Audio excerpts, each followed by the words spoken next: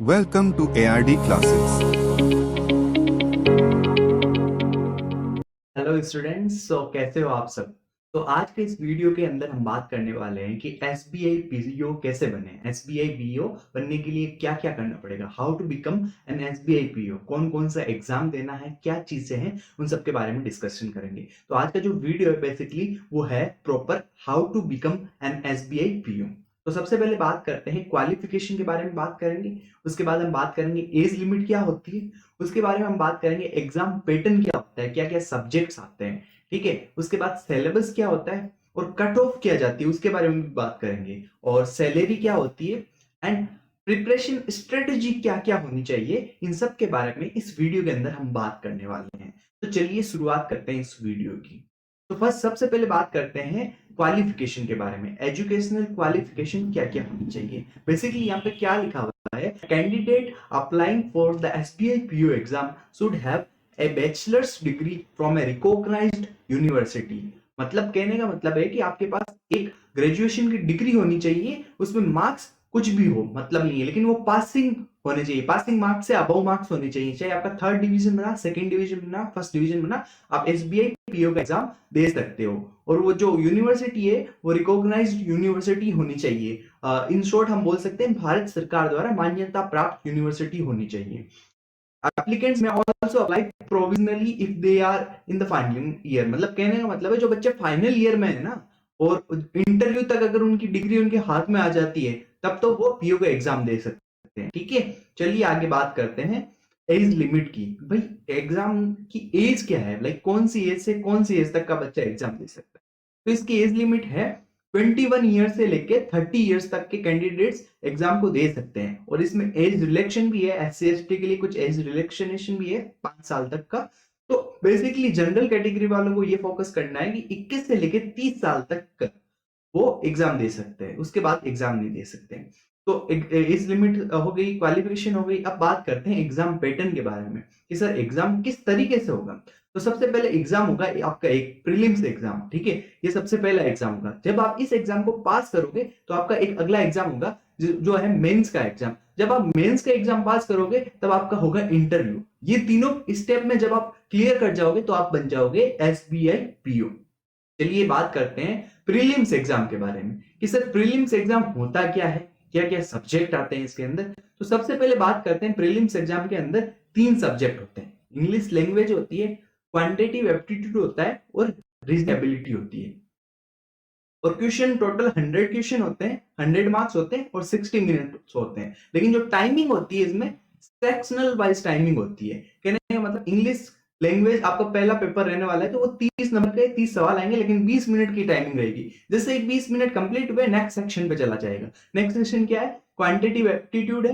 तो 35 क्वेश्चन है, 35 मार्क्स के हैं, लेकिन ओनली 20 मिनट्स हैं, ठीक है। जैसे 20 मिनट कंप्लीट हुए ये रीजनिंग एबिलिटी पे पेपर चला जाएगा, ठीक है। अब रीजनिंग एबिलिटी पे 35 क्वेश्चन, 35 मार्क्स और ओनली 20 मिनट्स, ठीक है। अब अगर किसी बच्चे ने गलत कर दिया, कोई क्वेश्चन किया और उसका आंसर गलत टिक कर दिया तो क्या होगा, तो नेगेटिव मार्किंग होगी 0.25 की, ठीक है। और अगर आपने क्वेश्चन अटेम्प्ट नहीं किया या फिर ब्लैंक छोड़ दिया तो आपका कोई मार्क्स नहीं कटेगा। अगर अटेम्प्ट कर दिया वो क्वेश्चन गलत गया तो आपका -0.25 मार्क्स अब मिलेगा उस क्वेश्चन के अंदर। अगर सही किया तो 1 नंबर मिलेगा। समझ में आया, ठीक है। अब बात करते हैं इसके सिलेबस के बारे में, ठीक है। Syllabus for SBI PO prelims exam. तो क्वांटिटेटिव एप्टीट्यूड, रीजनिंग, इंग्लिश का ये सिलेबस होने वाला है। आप चाहें तो इस चीज का एक स्क्रीनशॉट भी ले सकते हैं क्योंकि सिलेबस काफी बड़ा है। ये प्रीलिम्स एग्जाम का सिलेबस है। इस सिलेबस के बाहर आपका कुछ नहीं आएगा, लेकिन इस सिलेबस के अंदर ही आपके लगभग 100 सवाल मिल जाएंगे आपको। इंग्लिश का सिलेबस आप देखिए, क्योंकि इंग्लिश का सिलेबस है वो स्कोरिंग मार्क्स है। अगर किसी की इंग्लिश अच्छी है ना, अगर इंग्लिश अच्छी है तो वो 20 मिनट्स में 30 क्वेश्चन इजीली बना पाएगा। और जिनकी इंग्लिश अच्छी नहीं है उनको quantitative aptitude and reasoning ability को अपना स्ट्रॉन्ग पार्ट बनाना होगा, ठीक है। तो अब बात करते हैं कट ऑफ के बारे में कि सर एग्जाम ठीक है लेकिन 100 में से कितने नंबर लाऊंगी मैं, लाइक ये पेपर क्लियर कर पाऊंगा। तो बच्चों 2022 और 2021 कट ऑफ मेरे पास में है, ठीक है। तो 22 में अगर आप देखोगे तो 59.50 जनरल कैटेगरी के बच्चों की कट ऑफ रही थी, ठीक है। मतलब जिसके 59.50 मार्क्स आए या इससे ऊपर मार्क्स आए वो लोग मेंस एग्जाम के लिए गए थे, ठीक है। और 2021 में ये 63 थी। तो सर कट ऑफ चेंज होती रहती है क्या यार सर? हाँ, कट ऑफ चेंज होती रहती है। क्यों? पेपर के लेवल के बेस पे, कितने बच्चे सीरियस होके दे रहे हैं, पेपर कैसा आया है, कितने बच्चों के ज्यादा मार्क्स आए, काफी चीजें डिपेंड होती है, तो कट ऑफ बदलती रहती है। तो सर मैं ओवरऑल कट ऑफ क्या मान के चलूं? अगर आप जनरल कैटेगरी के बच्चे हो तो आप मान लो 70 मार्क्स कि पीयू एग्जाम में, प्रीलिम्स एग्जाम में मेरे को मिनिमम 70 मार्क्स तो लेके आने हैं। 70 मार्क्स लेके आ गया तो मैं सेफ लाइन में हूं कि मैंने अगला एग्जाम देना है। ठीक है। अब चलिए बाकी कैटेगरी जैसे जनरल रहा, एसटी रहा, ओबीसी का 58.25 है, ईडब्ल्यूएस का 59.50 है 2022 का, और 2021 का 61.25 है, और 62.75 ईडब्ल्यूएस का है 2021 का। आप चार्ट देख सकते हैं, इसका स्क्रीनशॉट भी ले सकते हैं आप। ठीक है। अब आगे बात करते हैं कि सर मेंस एग्जाम में क्या क्या सब्जेक्ट आने वाले हैं। मेंस एग्जाम में क्या क्या सब्जेक्ट आने वाले हैं? तो सबसे पहले मेंस एग्जाम में आपके 4 सब्जेक्ट आएंगे। 4 सब्जेक्ट 4 सेक्शन में होगा वो एग्जाम। कहने का मतलब है कि रीजनिंग एंड कंप्यूटर एप्टीट्यूड के क्वेश्चंस आएंगे। 40 क्वेश्चन रहेंगे, 50 मार्क्स के रहेंगे। 40 क्वेश्चन 50 मार्क्स के रहेंगे और 50 मिनट आपको मिलेंगे। Secondly data analysis and interpretation का, आप बोल सकते हैं इसको क्वांटिटेटिव एप्टीट्यूड के टाइप जैसा ही है, लेकिन यहाँ पे डेटा एनालिसिस डेटा इंटरप्रिटेशन पर फोकस रखना। ठीक है। 30 मार्क्स है, सॉरी 30 क्वेश्चंस है एंड 50 मार्क्स है, और टाइम कितना है? 45 मिनट्स आपको मिल रहे हैं। ठीक है। उसके अलावा जनरल अवेयरनेस या बैंकिंग अवेयरनेस या इकोनॉमी अवेयरनेस जैसे सब्जेक्ट हैं, 50 क्वेश्चंस आएंगे, 60 मार्क्स के रहेंगे, 45 मिनट्स का टाइम आपको इसमें मिलने वाला है। उसके अलावा इंग्लिश लैंग्वेज के 35 क्वेश्चंस रहेंगे और 40 मार्क्स मिलेंगे आपको, 40 मिनट रहेंगे। ठीक है। तो टोटल 155 क्वेश्चंस आएंगे 200 मार्क्स के, और आपका टाइमिंग रहेगा वो 3 घंटे की टाइमिंग रहेगी। उसके अलावा ऑब्जेक्टिव टेस्ट और डिस्क्रिप्टिव टेस्ट, ये जो पेपर होगा ना वो आपका ऑब्जेक्टिव होगा। इसके अलावा डिस्क्रिप्टिव भी आएगा, जिसमें क्या होगा ना, आपको इंग्लिश में 30 मिनट मिलेंगे और आपको 50 मार्क्स के लाइक 2 राइटिंग ऐसे लिखने पड़ सकते हैं। ठीक है। ये डिस्क्रिप्टिव वहां आपको टाइपिंग करनी पड़ेगी। ठीक है। कीबोर्ड से आपको टाइप करना पड़ेगा इंग्लिश का, ये जो ऐसे आएगा। 30 मिनट्स मिलेंगे, 50 मार्क्स का रहेगा। ठीक है। और ऑब्जेक्टिव में तो सिंपली जैसे प्रीलिम्स का एग्जाम होगा वैसे ही मेंस का एग्जाम होना है, बस एक डिस्क्रिप्टिव एक्स्ट्रा ऐड कर लिया। जब आप ये दोनों चीजें क्लियर कर लोगे ना, मतलब प्रीलिम्स मेंस, तब आप इंटरव्यू दोगे। तो अब बात करते हैं मेंस में कितने नंबर चाहिए। पहले सिलेबस के बारे में बात कर लेते हैं। सिलेबस में क्या क्या है? सिलेबस में देखो, डेटा एनालिसिस इंटरप्रिटेशन में क्या क्या है, ये सारा सिलेबस है। रीजनिंग में ये सब्जेक्ट है। General economy and banking awareness में करंट अफेयर्स, ये सारे सब्जेक्ट है। इंग्लिश लैंग्वेज भी है और कंप्यूटर भी है आपका। ठीक है। तो ये सारे सब्जेक्ट, आपको ये सारे टॉपिक पढ़ के जाने एग्जाम के अंदर। जब ये सारे टॉपिक आप अच्छे से पढ़ के जाओगे ना, तो आप इजीली एग्जाम क्रैक कर पाओगे। क्योंकि जो आपका प्रीलिम्स एग्जाम था ना, वो था स्पीड और एक्यूरेसी पे बेस्ड। ये है आपका लाइक कॉन्सेप्ट कितने अच्छे हैं, क्योंकि इसमें थोड़े सवाल मॉडरेट टू हाई लेवल के आएंगे। तो आपके कॉन्सेप्ट अच्छे रहेंगे तभी तो आप मॉडरेट से लेके हाई लेवल के क्वेश्चन को अटेम्प्ट कर पाओगे और उनको सही कर पाओगे। और कम टाइम में करना है, ऐसा नहीं कि मेरे को 5-10 मिनट लगा देने एक ही सवाल पे, मेरे को 1-2 मिनट में तो करने की टाइमिंग मेरे पास अच्छी खासी है प्रीलिम्स के बजाय मेंस के अंदर। तो मेंस में मेरे को थोड़ा क्वेश्चन हार्ड देखने को मिल सकता है प्रीलिम्स के मुकाबले। ठीक है। तो कॉन्सेप्ट क्लियर होना चाहिए। कॉन्सेप्ट कैसे? आपको हर एक चैप्टर को अच्छे से पढ़ना है। ठीक है। और काफी सारे क्वेश्चंस की प्रैक्टिस करनी है। तो चलिए बात करते हैं कट ऑफ क्या होने वाली है एसबीआई पीओ मेंस एग्जाम की। तो सबसे पहले एसबीआई पीओ जो मेंस एग्जाम है उसकी 2021 के कट ऑफ हमारे पास है, और वो टोटल 250 मार्क्स में से है। 250 कैसे? 200 मार्क्स तो वो ऑब्जेक्टिव क्वेश्चंस के, 50 मार्क्स वो जो डिस्क्रिप्टिव टेस्ट नहीं हुआ था इंग्लिश का उसको, तो उन सबको मिला के मतलब 250 में से कितने नंबर आना चाहिए? जनरल कैटेगरी के 94.85 मार्क्स आए थे 2021 में। ठीक है। और ओबीसी के 86.54 और ईडब्ल्यूएस के 90.01। ठीक है। तो कहने का मतलब ओवरऑल बच्चा जो जनरल कैटेगरी है वो ये सोच के रखो कि मेरे को तो 100 मार्क्स मिनिमम लेके आने हैं। कितने मार्क्स लाने? 100 मार्क्स मेरे को मिनिमम लेके ही आने हैं, ताकि मैं मेंस क्लियर कर पाऊं। ठीक है। अब जो बच्चा मेंस क्लियर कर लेगा वो इंटरव्यू में जाएगा। तो इंटरव्यू की क्या कट ऑफ रहने वाली है? इंटरव्यू आपका 50 मार्क्स का होने वाला है। ठीक है। और 2021 के हमारे पास कट ऑफ है, तो जनरल कैटेगरी के लिए 50 में से 20 मार्क्स। ठीक है। ईडब्ल्यूएस के लिए 20 और ओबीसी के लिए 17.50।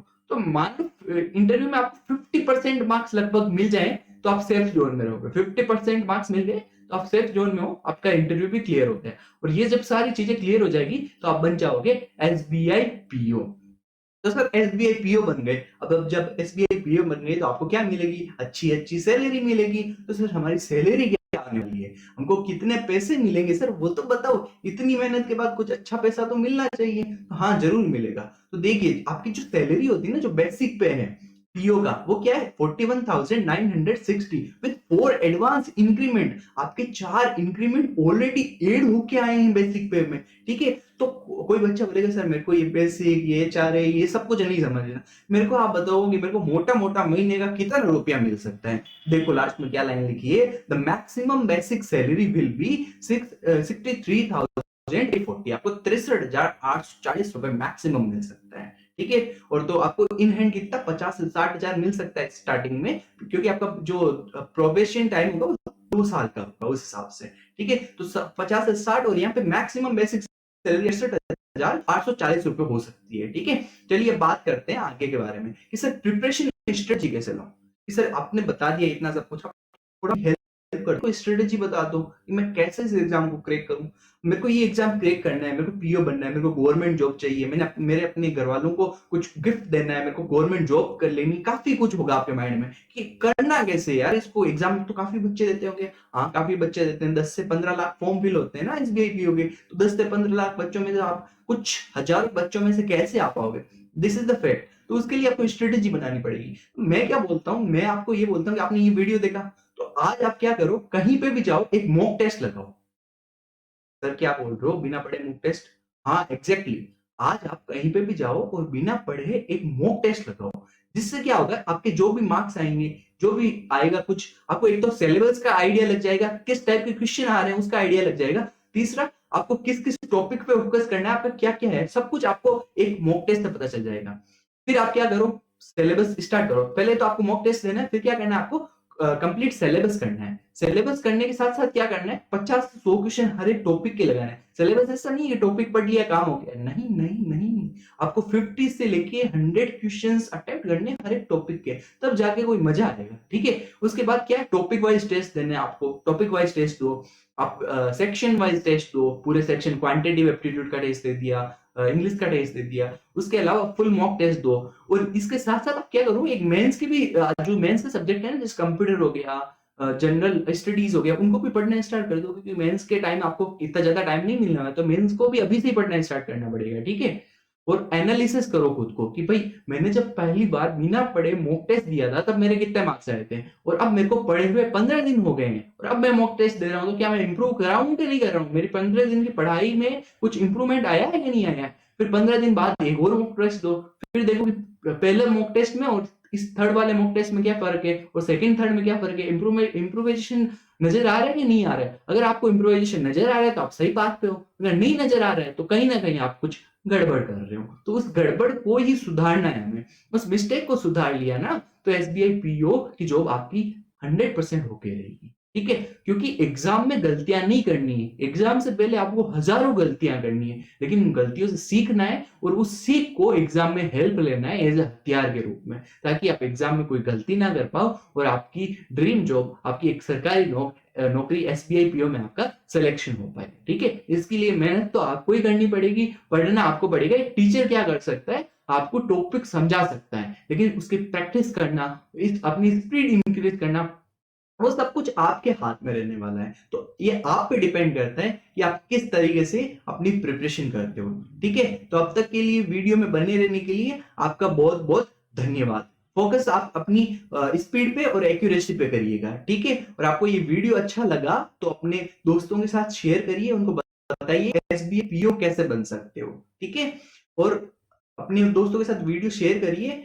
और ये वीडियो में अभी तक बने रहने के लिए आपका बहुत बहुत बहुत धन्यवाद, क्योंकि आप सच पे एसबीआई पीओ बनना चाहते हैं, इसलिए आपने यहां तक का वीडियो देखा है, ठीक है। और आप, अगर ये वीडियो अच्छा लगा, इंफॉर्मेटिव वीडियो लगा और आपको लग रहा है कि इस तरीके से अगर मैंने पढ़ाई करी, अपनी एक्यूरेसी, अपनी स्पीड पे, अपने पे काम किया, हर 15 दिन में मॉक टेस्ट देके अपनी स्ट्रेंथ, अपनी वीकनेस को फाइंड आउट किया, अपने आप को एनालिसिस किया, तो मैं 100% श्योर हूं कि आप एक गवर्नमेंट जॉब लेके ही निकलोगे, आप एसबीआई पीओ का एग्जाम क्रैक करके निकलोगे। और हमारे यूट्यूब ये चैनल पे हम तमाम जो भी कॉम्पिटिटिव एग्जाम होते हैं ना, उसके एप्टीट्यूड और रीजनिंग के वीडियोस अपलोड करने वाले हैं, और ऑलरेडी काफी वीडियो अपलोड्स हैं। तो आप इसी यूट्यूब चैनल की हेल्प से काफी कुछ पढ़ सकते हो, काफी कुछ सीख सकते हो, ठीक है। बस आपको उसके बाद क्वेश्चंस की प्रैक्टिस खुद से करनी है, ठीक है। अगर आपको ये वीडियो इंफॉर्मेटिव लगा है, अच्छा लगा है तो अपने दोस्तों के साथ शेयर करो, वीडियो को लाइक करो, चैनल को सब्सक्राइब करो। ठीक है, थैंक यू सो मच अब तक के वीडियो में बने रहने के लिए। Thanks for watching.